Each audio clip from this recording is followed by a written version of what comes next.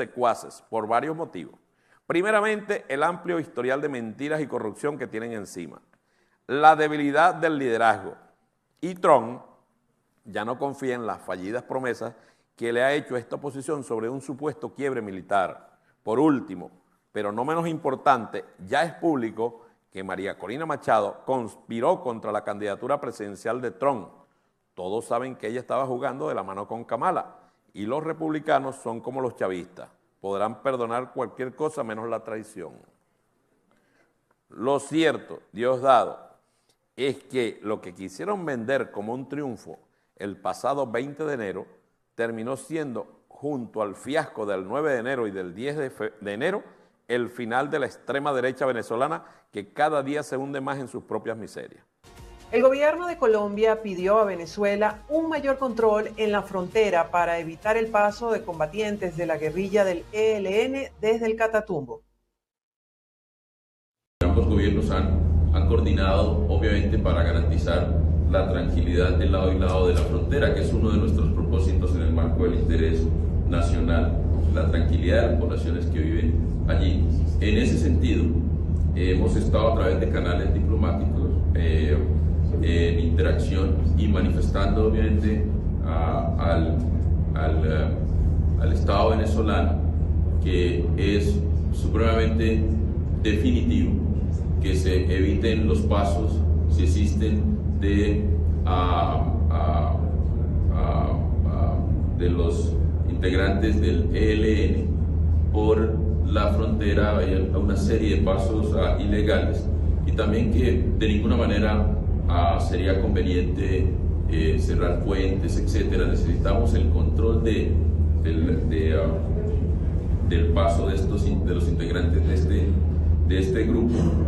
Desde hace una semana la violencia tomó la región del Catatumbo, una amplia zona que conforman 11 municipios del departamento del norte de Santander, fronteriza con Venezuela, entre miembros del ELN y las disidencias de la FARC, que ya deja al menos 80 muertos y más de 36.000 desplazados. Según medios colombianos, Venezuela cerró los pasos vehicular y peatonal del puente internacional José Antonio Páez que conectan el estado Apure con Arauca. Al menos 27 casos de desapariciones forzadas han sido documentados en Venezuela en el contexto postelectoral. Así lo alertó un informe del Grupo de Trabajo sobre las Desapariciones Forzadas de la Organización de Naciones Unidas, presentado este miércoles. Expertas de la ONU alertaron sobre un patrón represivo en Venezuela después de la elección presidencial del 28 de julio que ha derivado en la existencia de 27 casos de desapariciones forzadas en el país. Indica el Grupo de Trabajo de Desaparición Forzada que a través de distintas comunicaciones e informaciones que ha recibido tanto de víctimas, familiares de víctimas, organizaciones de derechos humanos y otras fuentes que haya podido obtener, ha podido constatar que en Venezuela hay un crecimiento de la desaparición forzada, que esta desaparición forzada se ha convertido en un patrón represivo y que este patrón represivo pudiera ser considerado una práctica sistemática. Según lo denunciado en el informe, estas desapariciones denominadas de corta duración implicarían que las víctimas fueron detenidas por autoridades del Estado y llevadas a centros de detención donde fueron incomunicadas durante varios días, sin posibilidad de contacto con familiares o defensa de su elección. Nosotros desde Provea hemos venido advirtiendo esta práctica de la desaparición forzada, que desde el Ministerio Público se ha intentado negar, pero que además nos preocupa muchísimo que el habeas corpus, que es el instrumento legal que tienen las personas y los familiares para poder obligar al Estado a que actúe de manera muy rápida para investigar las desapariciones forzadas, la gran mayoría de los habeas corpus no se están recibiendo. Prácticamente en Venezuela, toda persona detenida por motivos políticos sufre desaparición forzada. O sea, no hay un solo caso reciente en los últimos meses, por lo menos de julio para acá, que una persona detenida por motivos políticos no sufra desaparición forzada. Por eso que es un patrón que se ha consolidado y es un crimen de lesa humanidad que suponemos la Fiscalía de Corte Penal Internacional está muy atenta a lo que está ocurriendo en Venezuela con la desaparición forzada.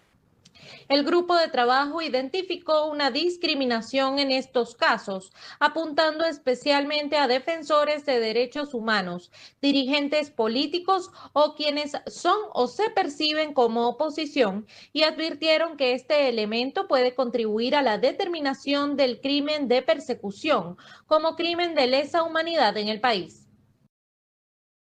En otra información, según el Observatorio Venezolano de Prisiones, en Venezuela los centros de detención preventiva fueron convertidos en cárceles paralelas. Así lo señaló un informe de esta organización sobre las vulneraciones en los calabozos de la Zona 7 en Caracas.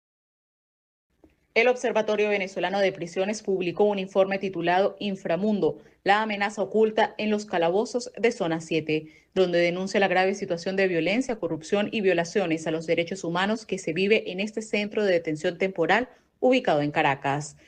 Y esta otra área que le dicen el área del inframundo, una celda en una forma de pasillo ubicada en el sótano de la Zona 7. De espacio reducido donde todo permanece oscuro y las paredes sudan por las muchas filtraciones que hay en ese lugar. El informe reveló que los calabozos de Zona 7, diseñados para albergar a no más de 50 personas por cortos periodos, actualmente mantienen una población reclusa que supera los 200 detenidos, lo que representa una ocupación 4 veces superior a su capacidad. Esta sobrepoblación llevó a condiciones de hacinamiento extremo, con celdas donde se concentran hasta 25 personas en espacios diseñados para 5. Estos calabozos policiales tienen una población reclusa aproximada de, ahorita por lo menos que estamos dando este informe, de unos 450 personas. Mire, el inframundo de la Policía Nacional de Bolita es una celda sin ley, que se convive entre heces, orinas, hacinados, sin iluminación. Así conviven los privados de libertad en la celda. Según el observatorio, más del 80% de los detenidos carecen de acceso regular a agua potable, mientras que más del 60% de la población reclusa se encuentra afectada por enfermedades como infecciones cutáneas y problemas respiratorios. En cuanto a la violencia interna, el informe documenta al menos 12 casos de mujeres violentas dentro de los calabozos en el último año, además de numerosos incidentes de tortura, agresiones físicas y abusos sexuales. La entrada de armas y estupefacientes al centro, facilitada por redes de corrupción, contribuye al ambiente hostil y al control ejercido por líderes criminales. Fueron llevados a esta zona unos 21 adolescentes, donde estuvieron sometidos a condiciones inhumanas de reclusión, compartiendo espacio con la población penal adulta que allí se encontraba, sin respetar la separación por categorías, según testimonio de los propios familiares. La permanencia de los jóvenes duró más de 6 días. Estos jóvenes afirmaron que no fueron golpeados por policías de los de turno porque los presos sociales no lo permitieron. O sea, los presos comunes, como lo denominan, protegieron a estos muchachos. La organización hizo un llamado urgente a las autoridades a atender esta crisis estructural, destacando que los calabozos de Zona 7 son solo un reflejo de la situación penitenciaria en el país. Mientras el consultor político Jesús Eguías afirma que se debe votar en las próximas elecciones que convoca el Consejo Nacional Electoral, en la calle hay opiniones divididas al respecto. Una de las grandes víctimas de la crisis política que se generó en Venezuela a partir del 28 de julio, de las elecciones presidenciales del 28 de julio, debido a que una gran parte de la población, la mayoría de la población, igual que la mayoría de los países, inclusive grandes aliados del gobierno venezolano, pusieron en tela de juicio la victoria del presidente Nicolás Maduro.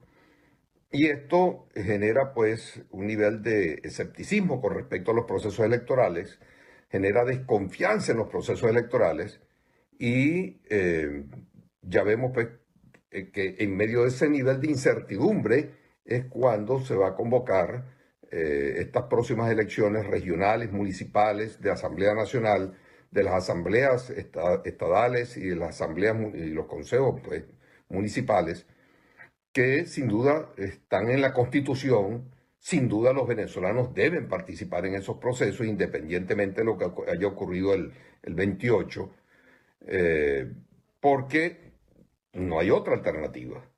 Seguías manifestó que la oposición venezolana debe hacer una reflexión sobre su actuación en los últimos tiempos y su imposibilidad de sacar a Nicolás Maduro del poder. Venezuela debe evitar al máximo la cubanización de su proceso político. Debe evitar al máximo eso. Y por eso no deben desperdiciarse ninguna de las oportunidades. Lo del 28 de julio fue un desperdicio enorme, se desperdició una oportunidad extraordinaria, porque se empeñaron en poner los candidatos equivocados. Y cuando se escogió un candidato que pudo haber logrado algo, como era Edmundo González Urrutia, que sin duda tenía un gran perfil, pues Edmundo González Urrutia de pronto asumió la estrategia total y absoluta de María Corina Machado, que es lo que el gobierno no quiere. Por tanto, se cerraron las negociaciones, se cerraron los entendimientos, y ahí vemos un gobierno atrincherado en sus posiciones y a una oposición que anda prácticamente en desbandada. Esto nos dijeron los caraqueños en las calles. Si se hacen elecciones regionales, ¿usted votaría? No votaría. No quiero votar. No. ¿Por qué? No creo en ninguno de ellos, ¿viste? Y menos en este gobierno. No, de ellos no creo. Si hay otro gobierno, sí, pero con esto no. Claro. Claro, es un derecho constitucional que tenemos todos los venezolanos, pues, de escoger libremente el candidato de la preferencia que uno desee. Claro, sí, cómo no. ¿Siempre ha votado? Siempre. Si hay elecciones regionales, ¿usted saldría a votar? Claro, por supuesto, es un derecho, hay que asumirlo y votar. No. ¿Por qué? Porque yo ya no confío. Mira lo que pasó ahorita. Hubo unas elecciones, las ganamos y ¿qué pasó? No, hay mucho descontento por hacer. Yo soy uno de los que cree que esto fue más que evidente que lo que es la mayoría, pues, pero hay mucho descontento, pero de igual manera hay que salir a votar.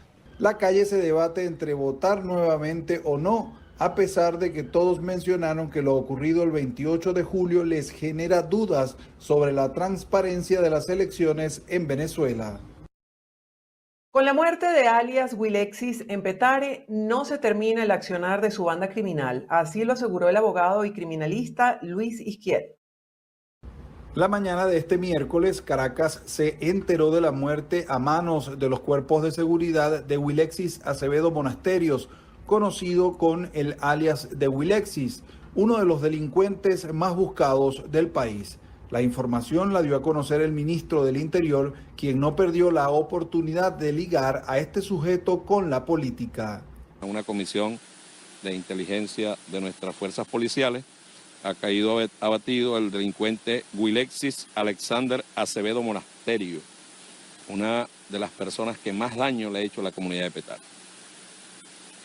Son incontables los asesinatos, son incontables las extorsiones que este caballero desde el terror ejecutaba contra los pobladores del municipio Sucre, pero también contra los pobladores de toda Caracas. Es importante recordar quién es esta persona y es importante recordar los vínculos directos de esta persona con la extrema derecha. Si el régimen no continúa con una intervención en el barrio José Félix Rivas, la banda de Wilexis u otra podría tomar el control del lugar. La muerte de alias Wilexis no necesariamente significa la desaparición de esta banda, porque ya hemos visto cómo en el pasado, cuando abaten al cabecilla de alguna banda criminal en Venezuela, muchas veces otros miembros de la banda suben de rango ocupan el liderazgo y siguen operando como venían haciéndolo anteriormente. Muchas bandas pueden tratar de llenar ese vacío que deje este delincuente. Por eso es muy importante las acciones que se hagan con posterioridad a darle muerte a este delincuente, es decir, que el Estado tenga una presencia importante en Petare en este caso, y que además aborde una cantidad de problemas sociales y problemas de otro tipo que dan lugar a la creación y fortalecimiento de bandas delictivas. ¿Por qué no se había dado con el paradero de Wilexis? Uno, por las características de Petare, que es un barrio intrincado, lleno de callejones, es decir, donde se prestaba que este delincuente pudiera huir ante una acción de un operativo policial o militar, como de hecho ocurrió muchas veces. Y la segunda razón es el apoyo de parte de la comunidad que tenía, y eso le permitía esconderse en viviendas, que mucha gente, vamos a decir, informara sobre el inicio de un operativo, o por dónde estaban los policías, por dónde estaban los militares. Es decir, la colaboración de parte de la comunidad también impidió que en el pasado se diera de baja a este delincuente. Según Luis Isquiel, el hecho de que hayan bajado los índices delictivos en el país se debe efectivamente a que el Estado decidió enfrentar a la delincuencia, pero también a la migración masiva de jóvenes que en su mayoría vivía en los sectores populares.